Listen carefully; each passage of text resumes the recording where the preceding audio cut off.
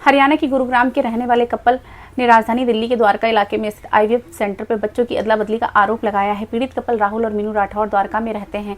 Couple ने बताया कि जनवरी 2026 में उनके यहां आईवीएफ तकनीक से 2 जुड़वा बच्चियों का जन्म हुआ था, मगर बच्चियों की शक्ल परिवार के किसी भी सदस्य से न मिलने पर जब उन्होंने डीएनए टेस्ट करवाया तो रिपोर्ट देखकर उनके होश उड़ गए। लैब रिपोर्ट में खुलासा हुआ है कि दोनों बच्चियों का बायोलॉजिकल मैच न तो अपनी मां से हो रहा है और न ही पिता से। इसके बाद उन्होंने सेंटर इंचार्ज से संपर्क साधा, लेकिन उनकी बात सुनने की बजाय उन पर ही आरोप लगा दिए गए। पुलिस ने भी उनकी नहीं सुनी। इसके बाद कोर्ट का सहारा लिया तो रिपोर्ट दर्ज की गई, मगर 2 माह बीत गए हैं, लेकिन ग्रेटर कैलाश थाना पुलिस ने अभी तक कोई कार्रवाई नहीं की है। आईवीएफ ट्रीटमेंट शुरू करने से लेकर बच्चियों के जन्म तक आखिर हुआ क्या? राहुल के अनुसार उन्होंने अपनी पत्नी मीनू के इलाज के लिए दिसंबर 2024 में दिल्ली के ग्रेटर कैलाश स्थित आईवीएफ सेंटर से संपर्क साधा था। इलाज शुरू होने के वक्त अस्पताल प्रबंधन और डॉक्टरों ने पूरा भरोसा दिलाया था कि इस पूरी मेडिकल प्रक्रिया में उन्हीं के स्पर्म और उनकी पत्नी के ही एक्स का इस्तेमाल किया जाएगा। राहुल के मुताबिक अब डिलीवरी का समय आया तो आईवीएफ सेंटर ने उन्हें डिलीवरी के लिए द्वारका के एक प्राइवेट अस्पताल भेज दिया। यहाँ पर जनवरी 26 में उनकी पत्नी ने 2 जुड़वा बेटियों को जन्म दिया। बेटियों के जन्म के बाद उनके परिवार में खुशियों की लहर छा गई।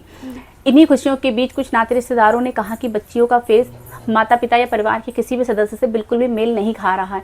इससे पैदा हुए शक को क्लियर करने के लिए दंपति ने अलग अलग अधिकृत लैब से डीएनए टेस्ट कराया। इसकी रिपोर्ट आई तो परिवार के पैरों तले जमीन ही खिसक गई। बच्चियों का डीएनए का मैच ना तो पिता से हुआ और ना ही माता से हुआ।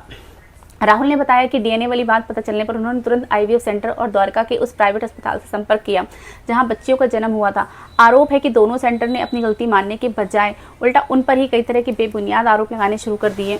पीड़ित परिवार ने मामले की गंभीरता को देखते हुए केंद्रीय स्वास्थ्य मंत्रालय, प्रधानमंत्री कार्यालय, राष्ट्रीय महिला आयोग और पुलिस से मामले की शिकायत की, लेकिन कहीं से कोई भी रिस्पांस नहीं। इसके बाद साकेत कोर्ट की शरण ली, जिसके आदेश पर ग्रेटर कैलाश थाना पुलिस ने 2 माह पहले प्रजनन और प्रौद्योगिकी अधिनियम 2021 और धोखाधड़ी के तहत केस दर्ज किया, मगर 2 माह बीत जाने के बाद भी कोई कार्यवाही नहीं हुई।